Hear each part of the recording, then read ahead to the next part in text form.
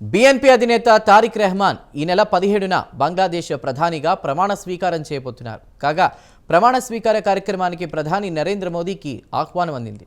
ఈ నేపథ్యంలో భారత్ బంగ్లాదేశ్ మైత్రి బంధం మరోసారి బలపడే సూచనలు కనిపిస్తున్నాయి. అలాగే బంగ్లాదేశ్లో హిందువులకు భద్రత కల్పించాలని భారతీయులు కోరుతున్నారు.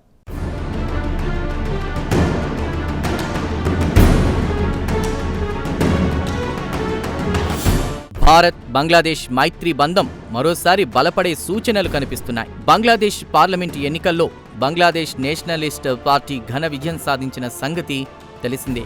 ఈ నేపథ్యంలో బీఎన్పీ అధినేత తారిక్ రెహమాన్ ఈ నెల 17న బంగ్లాదేశ్ ప్రధానిగా ప్రమాణ స్వీకారం చేయడానికి రంగం సిద్ధమైంది. కాగా ప్రధానిగా తన ప్రమాణ స్వీకార కార్యక్రమానికి భారత ప్రధాని నరేంద్ర మోదీని తారిక్ రెహమాన్ ఆహ్వానించారు. భారత్ బంగ్లాదేశ్ సంబంధాల్లో ఇదొక విశేషం. దీంతో రెండు దేశాల మధ్య మైత్రి బంధం బలపడుతుందని రాజకీయ పరిశీలకులు భావిస్తున్నారు.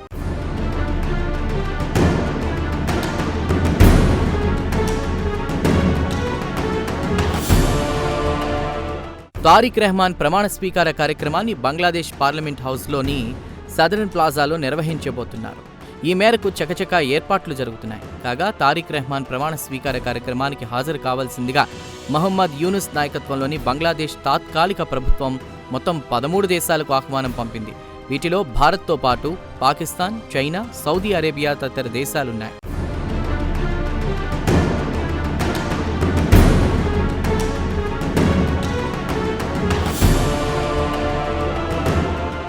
ఇదిలా ఉంటే పార్లమెంటు ఎన్నికల్లో బీఎన్పీ విజయం సాధించడంపై ప్రధాని నరేంద్ర మోదీ స్పందించారు. తారిక్ రెహమాన్ను అభినందిస్తూ మోదీ ట్వీట్ చేశారు.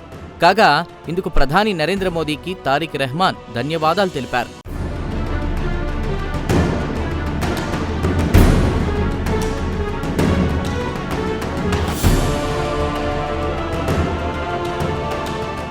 గతంలో భారత్ బంగ్లాదేశ్ మధ్య మైత్రి బంధం గట్టిగా ఉండేది. షేక్ హసీనా ప్రధానిగా ఉన్న సమయంలో రెండు దేశాల మధ్య సత్సంబంధాలుండేవి. అయితే షేక్ హసీనాను ప్రధాని పదవి నుంచి దించివేసిన తర్వాత రెండు దేశాల మధ్య సంబంధాలు బాగా దెబ్బతిన్నాయి.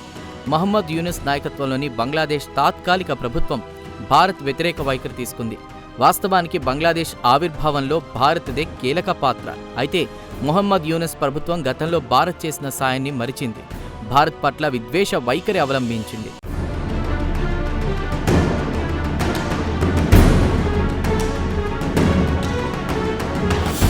అయితే కాబోయే బంగ్లాదేశ్ ప్రధాని తారిక్ రెహమాన్ వైఖరి ఆశాజనకంగా కనిపిస్తోంది. భారత్ పట్ల తారిక్ సానుకూలంగా స్పందిస్తున్నారు. ఎన్నికల్లో విజయం తర్వాత దేశ ప్రజలను ఉద్దేశించి తారిక్ మాట్లాడారు. ఈ సందర్భంగా భారత్తో తమ ప్రభుత్వం నిర్మాణాత్మక అనుబంధాన్ని కొనసాగిస్తోందని చెప్పారు. భారత్ పట్ల స్నేహ హస్తాన్ని ఆయన చాటారు. అంతేకాదు బంగ్లాదేశ్ ప్రయోజనాలకే తమ ప్రభుత్వం తొలి ప్రాధాన్యత ఇస్తుందన్నారు ఆయన.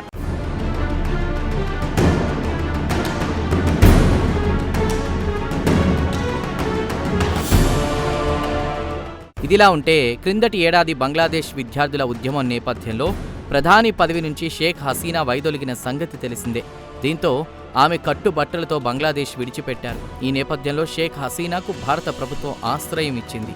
అప్పటి నుంచి షేక్ హసీనా భారత్లోనే తలదాచుకుంటున్నారు. అయితే షేక్ హసీనాను తమకు అప్పగించాల్సిందిగా కొన్ని నెలల క్రిందట భారత్ను మహమ్మద్ యూనుస్ నాయకత్వంలోని తాత్కాలిక ప్రభుత్వం కోరింది. అయితే మహమ్మద్ యూనుస్ సర్కార్ విన్నపాన్ని భారత్ తోసిపుచ్చింది. ఈ నేపథ్యంలో షేక్ హసీనా అప్పగింత వ్యవహారం తాజాగా తెరపైకొచ్చింది. కాగా షేక్ హసీనా అప్పగింత వ్యవహారంపై కాబోయే ప్రధాని తారిక్ రెహమాన్ స్పష్టత ఇచ్చారు. షేక్ హసీనా అప్పగింత వ్యవహారం న్యాయ ప్రక్రియపై ఆధారపడి ఉంటుందన్నారు ఆయన. అంటే ఈ విషయంలో భారత్ మీద తమ ప్రభుత్వం ఒత్తిడి తీసుకువచ్చే ప్రయత్నం చేయబోదని ఇండైరెక్ట్గా తారిక్ రెహమాన్ సంకేతాలిచ్చారు. అంతేకాదు బంగ్లాదేశ్ ప్రజల ప్రయోజనాలే విదేశాంగ విధానాన్ని నిర్దేశిస్తాయని రెహమాన్ కుండబద్దలు కొట్టారు. షేక్ హసీనా అప్పగింత వ్యవహారంలో బంగ్లాదేశ్లోని ఛాందసవాదుల ఒత్తిడికి ఏమాత్రం లొంగేది లేదని తారిక్ రెహమాన్ తెగేసి చెప్పారు.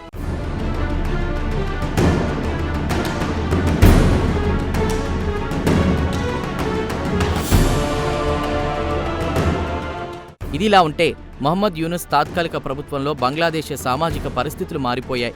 ఇస్లామిక్ తీవ్రవాదులు రెచ్చిపోయారు. హిందువులపై వరుస దాడులు చేశారు. అంతేకాదు ఢాకా చుట్టుపక్కల గల అనేక హిందూ ఆలయాలను విధ్వంసం చేశారు. అలాగే హిందువుల దుకాణాలను సంఘ విద్రోహ శక్తులు లూటీ చేశారు.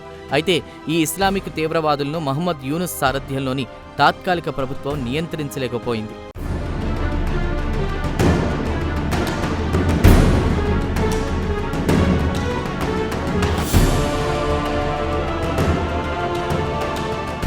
ఏది ఏమైనా ఇప్పటికైనా బంగ్లాదేశ్లోని హిందువులకు భద్రత కల్పించాలని భారతీయులు కోరుతున్నారు.